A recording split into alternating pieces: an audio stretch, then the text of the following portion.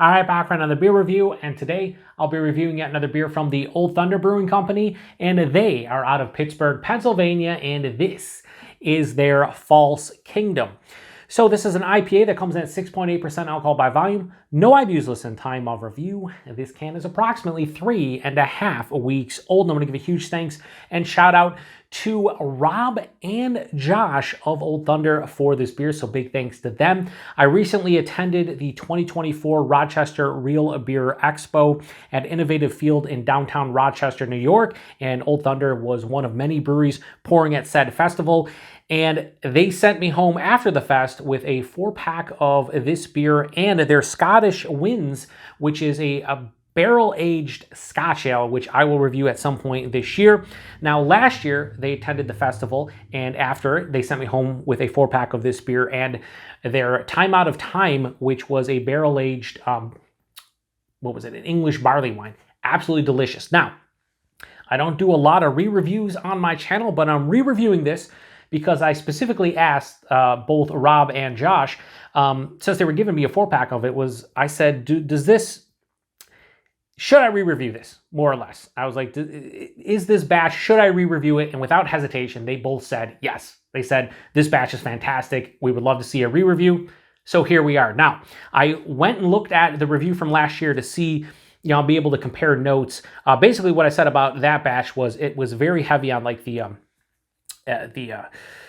kind of over-ripened fleshy fruits like your papayas and mangoes and honeydew melon. Had a dank herbaceousness, pretty well balanced. I gave it a 4.25 out of 5. This is like a flagship IPA from them. If it's not year-round, it's rotating, but they brew it a lot. So I am curious to see how this batch is, and I'm here for it. So despite the fact, let me read the side just real quick. It says, we brew this IPA year-round. So Joe, read the fucking thing. Yeah, year-round with a blend of our favorite American hops. It is bright and balanced with a fruit-forward hop character. False Kingdom is a beer that was built on experience, creativity, and passion. And I'm pretty sure the can last year was very similar. I don't think they've changed anything. So I'm really excited and curious to see, is this better than the batch I had last year? I don't know. But me just cracking it, my God, does it smell amazing. Oh my God. It smelled so vibrant, and I didn't get a pour of this at the fest because, I've had a lot of it, and there's a lot of beers there. But at the festival, I had their, their Midnight Blue, which was an American Porter, fantastic. I also had their Forever Bright, which was a German-style Pilsner that was in a gravity keg. One of the best beers of the festival. It was absolutely phenomenal. I'd give that like a 4.6, and I had multiple pours of it. It was just so beautiful, so beautiful. Anyway, now, this is going to probably look different on camera, but this looks a little bit lighter and more vibrant than the beer I had last year. And the beer I had last year was just under 3 weeks old. This is 3.5 weeks old, but this has a lighter color. It has more of like a brighter orange, like a more vibrant orange, almost sunshine-esque. It's probably going to look darker on camera, but last year's I remember being a little bit darker. Almost a 2-finger of a soap sudsy, but somewhat creamy-looking head. Murky turbid, you can't see through it. Despite them just saying it's an IPA, it's definitely a hazy, but it looks really beautiful in the glass. Let's get a nose. Oh my God. So I thought last year's was very bright and vibrant in the nose. This might be a little bit more, which is why I can see they wanted me to re-review it. There's a shit ton of citrus character. There is juicy oranges. So orange juice, there's Tangelo, so that, tangerine and grapefruit hybrid. Shout out to Joe. Tangelo, so you're coming around. I was just gonna take a sip. Wow, it's just so vibrant. So vibrant fruity. And I remember last year's review after watching that, I said that it had a very bright kind of pineapple nose, and that's what's happening here. The over-ripened fruits here, not as much in that papaya realm, but more of like an over-ripened mango, maybe even over-ripened peach. So not maybe as fleshy, more like stone fruit-esque. There is that honeydew melon, but again, it's not as fleshy in the nose as it was last year. And then it's all rounded out by this beautiful dank herbaceous character. Maybe even a little bit of an underlying like I would say crackery, bready kind of malt character. Very, very small. Oh my God. Every time I go back, it's like I'm going back to like a glass of some kind of citrus juice. It's just hitting me in the nostrils with this sharp kind of citrus character that just smells authentic. Like I always talk about, shout out to Kyle over at No Head Beer Reviews who said this for many, many years, but this is actually smelling more like a real fruit in the glass as opposed to fruit coming from a hop. A lot of times when we're talking about fruits, we're talking about, fruits coming from the hops as opposed to like, oh, there's real fruit in here. This smells like someone poured fucking some kind of citrus juice in my glass. For 6.8%, the nose is immaculate. It's like jumping out of the glass with an intensity that I'm not very familiar with a sub 7% like Hazy IPA. All right, based on the nose, they weren't lying. This batch is definitely smelling fucking phenomenal. Let's get into it. Cheers, everybody. Thanks again to Rob and Josh. And I think I was calling Rob Rich at the review because I was fucking happy. Don't know what I'm doing. Cheers.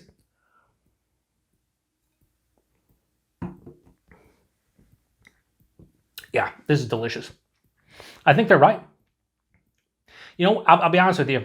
Rob and or Josh, if you guys watch this review, I don't think you're bullshitting me when you said, yeah, re-review it because we think this batch is fantastic.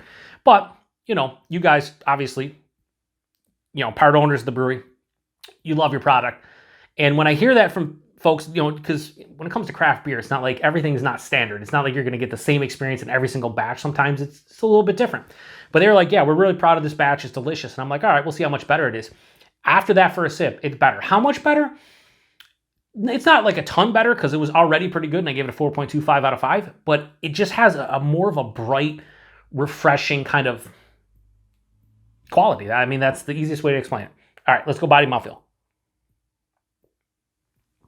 Body's higher side of medium. The mouthfeel, it's not like overly creamy or anything, but it's a bit soft. It says like a mild to moderate carbonation, more approaching moderate, but it's pretty soft on the palate and it's very smooth. It doesn't have the creaminess, and I don't think the one I had last year had like an exceptional creaminess, but you know, not every single beer does. And this sub 7%, I have had maybe a handful of beers that are sub 7% that are hop forward that have like a crazy, you know, like creamy and smooth sensation. It doesn't happen a lot, but the mouthfeel is really nice. The taste is just so, it's so much more vibrant than I remember last year's being. Last year's, the nose was very vibrant, and then the taste was a little bit more subdued, and again, more of those fleshy fruits. On the palate, it's still very vibrant. Forefront, get a little bit of bready, crackery malt. Dives underneath the palate after that. Just waves of citrus. Orange, tangerine, tangelo, grapefruit, even like a little bit of a lemon lime kind of quality. And again, they just say American hops, they don't specify, but it runs the gamut of a lot of different citrus fruits, I think. And again, it's a mixture of like juicy citrus fruits with a little bit of the pith or the rind. It's a good balance. Midway through, bright pineapple. Not super sweet, but a nice balance, like perfectly ripened pineapple. It has like just a nice brightness to it. And then after that, I do get a little bit of that fleshy kind of quality when it comes to the tropical fruits. Again, it's more mango and I'd say peach. It's not as much of the papaya and honeydew melon I was getting last year. It has a honeydew melon like kind of rind on the back of the palate, but it's not fleshy, overripened honeydew melon and papaya like I got last year. This one's more about the citrus and stone fruits with a little bit of an accentuation from the tropical fruits. And the finish is lovely. It has that dank herbaceousness. It almost has a little bit of like a greenness to it that isn't like a hop burn or like a hop astringency. It doesn't have like a green astringency. It just has like a very fresh, kind of walking through a garden kind of finish to it. This one finishes almost full on dry with a mild to moderate bitterness. Not a ton of bitterness here, but it's very dry on the palate, so it balances out. And I think I said this about last year's. I remember when I was watching it back, I was like, all right, remember that. But I said, this isn't that sweet to begin with, and it's not. Well, I'm talking about all those sweet, juicy fruits up front and whatnot. This isn't overly sweet. It's sub 7%, so it's not a ton of malt, accompanying the fruit character. So it's like not crazy sweet. So this is very balanced, and because of that dryness, it's infinitely more drinkable than a lot of sub 7% beers that I've had in this style. Speaking of which, you can't even tell, no warming in my chest, nothing on palate. This is just a fucking, they were right. I gotta admit they were right. They weren't bullshitting me. They said this is a fantastic batch, and they were not lying. This is a fantastic batch because the batch I had last year was really good, but this is better. Is it substantially better? No, but it's better enough where I'm going to bump this up rating-wise a little bit. It just works. It's low enough in ABV where you could drink 2 or 3 of these and not be completely hammered, but because it's 6.8%, you're thinking maybe the quality or the intensity of the characteristics in this beer are going to be kind of, more subtle and kind of, restrained to some degree. And it's not. It's very vibrant, bright. The intensity both in the nose and on the palate is very noticeable. It's just a damn tasty flagship IPA from a brewery that gets no distribution into the Western New York area. Guys, come on. I don't think they get out. We'll talk about it in a minute, but I don't think they get out of PA. So anyway, I'm gonna bump this up slightly. Old Thunder's False Kingdom. I'm gonna give this a low 4.5. I'm gonna give it a 4.4. This batch specifically right here, and this one was canned, just so you know, on May 16th of 2024, and I'm drinking this one on, what is this, 10th or 11th? So that's why I said it's 3.5 weeks old. But this is drinking phenomenally well. So 4.4 out of 5 all day. The can art's nice. I really dig it. So I got I got one more can of this. I gave 2 of the 4 cans to Dan over at FLX because I know he enjoys this beer as well. And I don't drink a ton off camera, so I have 1 extra can. I might have to share that with somebody because I think other people need to try this one out. And I think the quality of this one is just, it's great. And, I'm one of those guys say I need a nice moderate bitterness or something to break up the monotony of, everything else going on in this beer. Certainly the sweetness and the juice characters. But this has such a nice, almost full-on dryness that I really don't need that.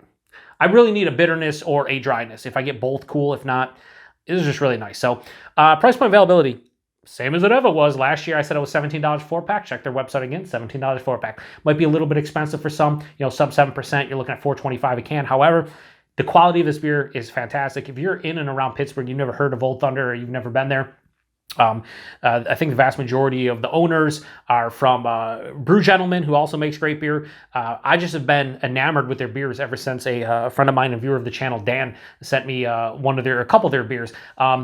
Yeah, when I'm in Pittsburgh, I'm going to be hitting them up. And if I ever get the whole vlog thing off the ground where I actually do on location, both Rob and Josh said just hit them up and, I could do some on location shooting and show you guys around the facility and maybe review some beers and stuff if I get down there at some point this year or next. So I can't thank Rob and Josh enough. If you guys watch this review, let me know whether you text me or send me a message on Instagram or even post in the comment section here. I would love to know if you guys saw this one.